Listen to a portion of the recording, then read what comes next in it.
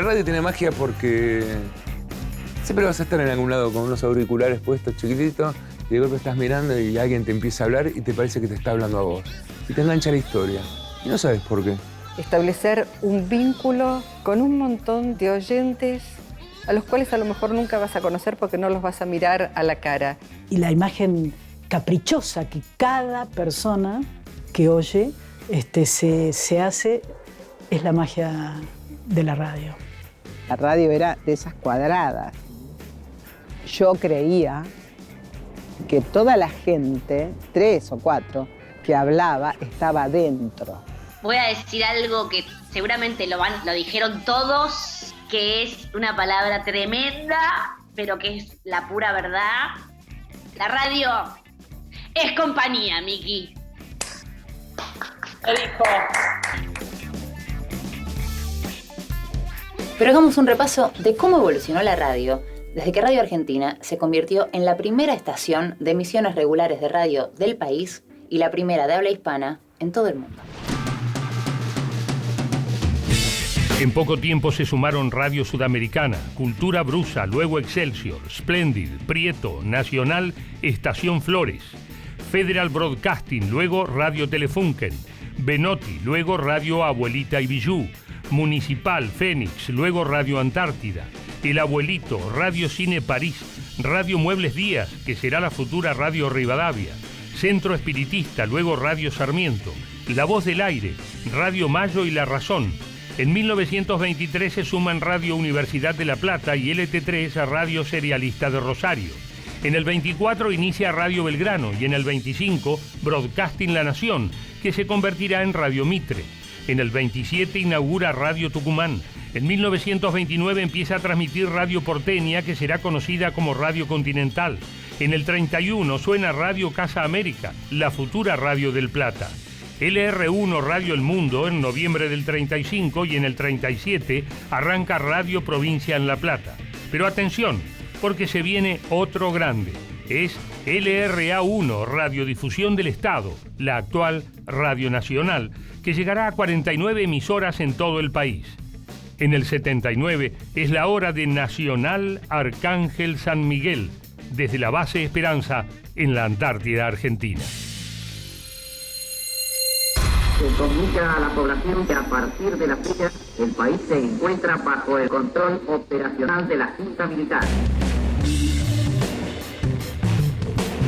Tras el golpe cívico-militar de 1976, las radios tienen que respetar listas negras.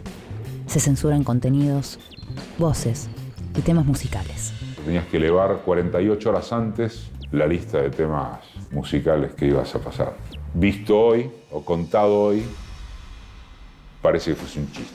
Se trabajaba con censura, pero se trabajaba además con mucha autocensura. Una experiencia muy fea, muy peligrosa, pero al mismo tiempo hay una circunstancia que es la conciencia que uno tiene frente a ciertos hechos inaceptables, como la desaparición de personas, ¿no es cierto?, como las detenciones por ideología, las torturas, es decir, había que denunciar todo esto absolutamente, ¿no es cierto? Tuve que esconder a Pepe Liaschev en un departamento en New York y sacarlo con un seudónimo, porque me dijeron, rajá este ruso de acá porque si no vos volás, ¿no? Porque tenía ideas distintas, ¿no? Y yo le dije, Pepe, andate a Nueva York mañana, acá tenés el pasaje, le alquilé un departamento chiquito y salía con un seudónimo al aire. Hay que recordar siempre que cuando Pérez Esquivel fue elegido Premio Nobel de la Paz, en la radio le dijeron que mejor que no hablara del tema. Entonces Carrizo agarró sus cosas y empezó a caminar, y dijo, chao, chao, me voy, y empieza a caer todo el mundo corriéndolo por la calle, por Pueyrredón. Hasta que le dijeron, sí, por eso se la nota, y volvió y se sentó a hacerlo. En la radio se empezaban a escuchar marchas militares, se interrumpían todas las transmisiones, y la única que seguía transmitiendo era Radio Colonia, porque como supuestamente estaba fuera del territorio argentino, entonces tenía derecho y posibilidad de seguir transmitiendo durante el golpe, una vez que los militares ocupaban o tomaban la cadena nacional, digamos, de las radios. Entonces era un clásico, cuando sonaban las marchitas militares en las radios, la gente corría a comprar fideos y ponía Radio Colonia. Esta noche en Flecha Juventud. Juan Alberto Badía ocupa la noche de Radio del Plata, conduce junto a Graciela Mancuso los 7 días de la semana Imagínate, Flecha Juventud. Buenas noches, imagínate. Con Graciela Mancuso. Con Juan Alberto Badía. En Radio del Plata. Me gustaba su manera de entrevistar, su calidez. Los amaba, la verdad. Badía, te hacía el programa La Noche Badía, que tenía, me acuerdo, una cortina de vivencia, que decía Curiosa Noche con los libros y mi radio. Y para mí era la síntesis perfecta de lo que me pasaba.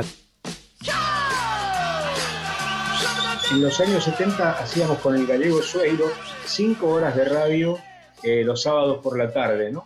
Y fue un programa que aún hoy la gente me lo recuerda en la etapa estudiantil. Uy, me pasaba las horas de los sábados estudiando para la facultad. FMR era un concepto, la nueva M para los jóvenes. Casi llegó un perfil de oyente nuevo, un perfil más cultural. Te diría que su gran comienzo fue cuando se incorporó Juan Alberto Badía, obviamente, con su programa Piedra Libre. Buenas tardes. El tren fantasma te saluda. La masividad de las FMs es la FMR, en 1979. La frecuencia modulada de Rivadavia. La FM donde arranca el tren fantasma, con Omar Serazuelo. Un programa de culto. La radio, el FM, era una puerta de entrada a la música, de conocimiento musical. Si no está ahí no me entero. Y el tren fantasma fue la vanguardia de eso. Modart en la noche, tu show nocturno exclusivo. Encuentran su lugar. Programas musicales que seguían la tradición de Pedro Aníbal Mansilla, con el clásico Modart en la noche. Y por Fito Salinas, con música con Thompson y Williams. Música Thompson y Williams, de Fito Salinas, como no era productor discográfico y a la vez tenía más rock nacional, que era el incipiente rock nacional, aún anterior a los programas que produjo Jorge Álvarez como Alternativa, esas 3 horas con Wilmar Caballero en Radio Antártida. A ver, Fernando Basabru, Rosso, Ventil, Viento a Favor, programa de música. Y hablaban y sabían. Radio Rivadavia continúa dominando. Larrea a la mañana, Carrizo a la tarde, Cacho Fontana en sexta edición y Muñoz en la Oral Deportiva. Esa etapa de Rivadavia es inconmensurable. Fueron los verdaderos haces, los que hicieron también amar la radio. El ritmo, la vivacidad, los avisos como eran leídos, el espectáculo que componían era fascinante. Rivadavia era lo más de lo más, ¿no? O sea, la potencia. Viajabas al sur y podías sintonizar Radio Rivadavia como si la tuvieras al lado acá en la capital. Eclipsaba todo. La tríada Carrizo, Fontana, Larrea es lo que es. Un antes y un después, ¿no? Bernardo Neustadt, Enrique Llamas de Madariaga, Eduardo Aliberti y Julio Lagos se hacen fuertes en noticias. Eso es lo que ayudó a la radio a mantenerse, porque el radioteatro se perdió, porque el entretenimiento no va, porque lo vas a ver mucho mejor por televisión, y eso hizo que la radio, sin pensarlo, descubriera que su camino estaba en el periodismo. Esa era la musiquita de Charlando las Noticias. En la década del 30, uno de los autores de la comparsita, Enrique P. Maroni, leía el diario La Prensa cada mañana por Radio Espléndido. No fui para nada el primero en usar el diario. Cada generación aporta lo suyo, por supuesto. Nosotros tratamos de que Charlando las Noticias fuera una manera de acompañar ese momento terrible que es levantarse a la mañana. Y la radio se transformó entonces poco a poco mucho más en un espacio como de diálogo, digamos, donde gente trataba por un lado de enterarse de las noticias y por otro lado de, escuchar una voz que le resultara más o menos cercana. Yo crecí escuchando a Magdalena Ruiz Guiñazú, es decir, para mí Magdalena era la voz de la radio y era también la voz del periodismo que se plantaba frente a la dictadura militar. En Radio Continental, Magdalena Ruiz Guiñazú pone al aire por primera vez a las madres de Plaza de Mayo. Quedarse callada en aquel momento, no denunciar determinadas cosas, esas mujeres admirables, ¿no es cierto?, día a día en silencio marcaban así alrededor de la pirámide de Mayo, pero hubiera sido realmente de una cobardía enorme. En plena dictadura, Argentina es anfitriona del Mundial 78. La cobertura periodística se convierte en cuestión de Estado. En el marco de la amistad entre los hombres y los pueblos. Había un memo firmado por Dora Cuadros, que era la mujer de un milico, y que era la jefa del departamento de asesoría literaria de Radio El Mundo. Y entonces decía: se recuerda a todos los conductores que queda expresamente prohibida toda crítica a la realización del Campeonato Mundial de Fútbol, al director técnico César Luis Menotti y al estilo de juego de la selección argentina.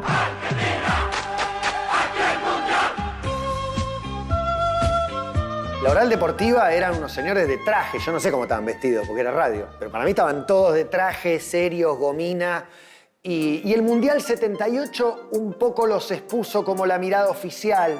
Tal vez sea injusta el lugar a donde los pongo, pero Muñoz quedó un poco en ese lugar también y venía un Víctor Hugo que era muy diferente para lo que era en esa época el relato deportivo. Fernando Niembro, Adrián Paenza y Marcelo Araujo cruzaron el Río de la Plata para traer a Víctor Hugo Morales, un relator de fútbol con un estilo diferente al de José María Muñoz. Así nació Sport 80, al que se le sumaba Diego Bonadeo. Llega alguien cuyo talento y fundamentalmente sentido de la literatura aplicada a una prosa verbal resulta insuperable. Víctor Hugo llevó el relato a otro lugar, completamente diferente. Después vinieron los que acompañaron al relator. El relator tomó una trascendencia que se transformó en el rey de la transmisión. Bueno, yo no creo que se haya vuelto a armar un equipo de esas características, que además vino a contrarrestar el peso no oligopólico, sino monopólico que Muñoz y la Oral Deportiva tenían en la radio. Creo que fue uno de los primeros programas en los que los integrantes disentían, no estaban todos de acuerdo. Mostraban, qué sé yo, distintas opiniones, podían debatir, discutir, reírse, enojarse. Me parece que eso marcó un antes y un después. ¡Venga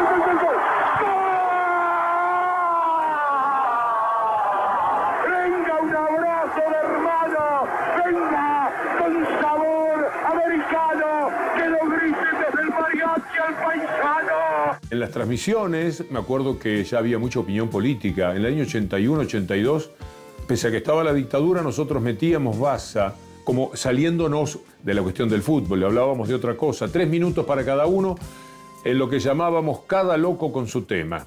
En 1981, 13 radios de la capital federal entraban en la franja de la frecuencia modulada. Yo viví el momento donde se empezaron a abrir, en donde en realidad las AMs estaban obligadas a abrirlas, se vencía el plazo, y entonces había muchas estaciones, ¿sabes? Las FM estaban ligadas a una M en general, y muchas no estaban con la intención de abrirlas, no veían el negocio, no veían la oportunidad. Mi papá trajo un centro musical, ¿no? Era disco, cassette, radio. Y traía FM y de golpe puse que era FM y me acuerdo que ponía Radio Nacional y se prendía una luz roja que decía que estaba en estéreo. Y se escuchaba con buen sonido. Fue un boom total. Yo tuve la suerte de formar parte además de una época en donde fue el estallido de la FM, totalmente adoptada por una generación. Así que creo que modificó eso tanto mi vida como la de los oyentes, ¿no? Mi vida sin duda la modificó. Se empezó a escuchar por primera vez el tango con un sonido estereofónico. Cambió la cabeza de la gente, me parece. Cambió la historia de la música.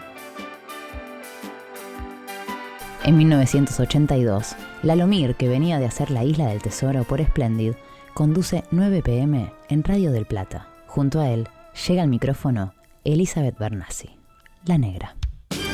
Lalo hizo una radio de experimentación absoluta, o sea, el sonido no existían los separadores hasta que Lalo apareció y empezó a grabar lo que pasaba en la calle y a después meterlo en las radios. Era como que la radio retransmitía lo que el afuera. Lalo era el primero que agarraba, me acuerdo, los pequeños grabadores y grababa con su voz y después lo pasaba a doble velocidad y tenía charlas con él mismo. Porque ahora es más fácil porque le puedes poner un pitch, pero antes no era tan fácil. Lalo enriqueció con técnica y con talento la radio. Hola, bienvenidos al control. 9 p.m. Mi nombre es Elizabeth Bernassi, me dicen la negra Bernassi, pero cuando empecé en esta radio me decían la nena. Estábamos hablando de Malvinas, o sea, el 82, de la guerra de Malvinas, pendejos que iban a morirse a la guerra. No se podía pasar música en inglés. Había una disposición, porque como estábamos en guerra con Inglaterra y la íbamos a ganar, no se podía pasar música en inglés. Entonces nos dijeron, Horacio Moret, el que hacía 9 p.m., dijo, en vez de poner música melódica, en vez de poner canciones melódicas, que era lo que se escuchaba, pongamos rock. No había rock en las radios. Los pibes no escuchaban la radio. Y empezaron a escucharla.